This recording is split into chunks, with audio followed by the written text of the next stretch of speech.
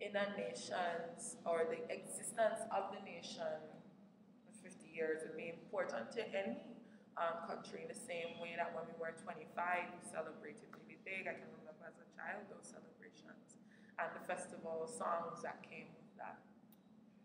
But when we look at, when we look at the overall state of things, which is, the kind of the high unemployment level, we look at, the kind of poverty that exists in certain spaces, that the wealthy still remains wealthy, the middle class is still holding the responsibilities for paying the bills of both groups. I mean, both the upper class and the working class. I mean, then it becomes a question of who is the independent here, right?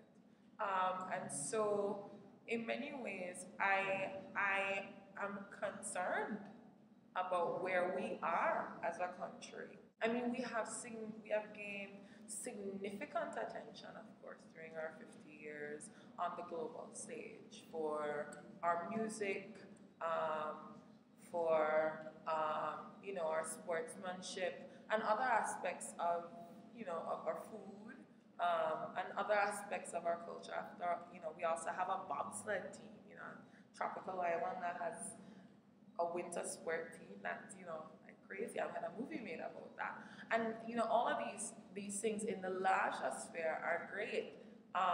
But if we ask like the average Jamaican about how do they feel that their life or their experiences through their family has changed for them, I'm not sure if this wealth of this period has really been or has really affected the people who it really needs to affect, And it's kind of interesting that it's the people why we are known globally for these things. And where these people are coming from is the underclass. It is the working class.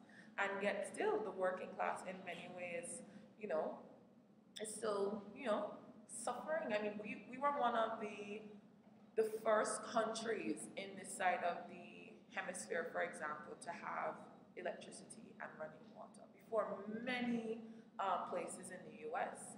But if you come to, looking at modern day Jamaica, there's still many places that, do not have the modern conveniences. I mean, a significant number.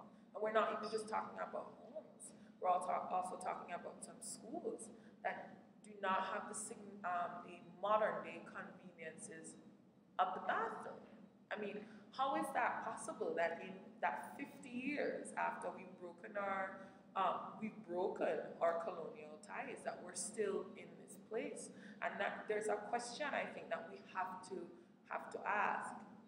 50 years of independence, great, and we're going to have all of this party and so on and so on. But who is the independent, and who has benefited from this really? And how have we really moved forward? I hear my my parents' generation always talking about how at one point the strength of our dollar, in relation to the Jamaican dollar. In relation to the US dollar, I'm sorry, in the 80s, it was, you could probably, the exchange rate was something like 5-1, and now we're at almost 90-1, it's 89-1. And I mean, if you think about it, the 80s is not that far reaching, from where we are now for the dollar to have for inflation, to have gone awry like that. And then, we have another, for example, there are many other Caribbean nations that, in the next couple of years that will be celebrating their own independence, because we kind of led the charge in the era in many ways. But Trinidad is also celebrating their independence come August, right? And Trinidad, who's cut their ties totally from British sovereignty. We still have a governor general, and there's a lot of debate about removing the Queen and so on. The Trinidad is a republic, but if we look at the progress, for example, that Trinidad has made, I think in many ways it's really great. We can see what has happened over those 50 years. But it makes me, we've led a lot of discussions in the wider Caribbean community. We're very well known globally for our culture and a culture that comes from the underclass. But then when you look at the everyday Jamaican state, the question is, who is really the independent? And how have the people who put us on the map really benefited from this independence? And that concerns me. So what I hope is that amidst all of the celebration, which happens, because Jamaicans, we like to throw a party.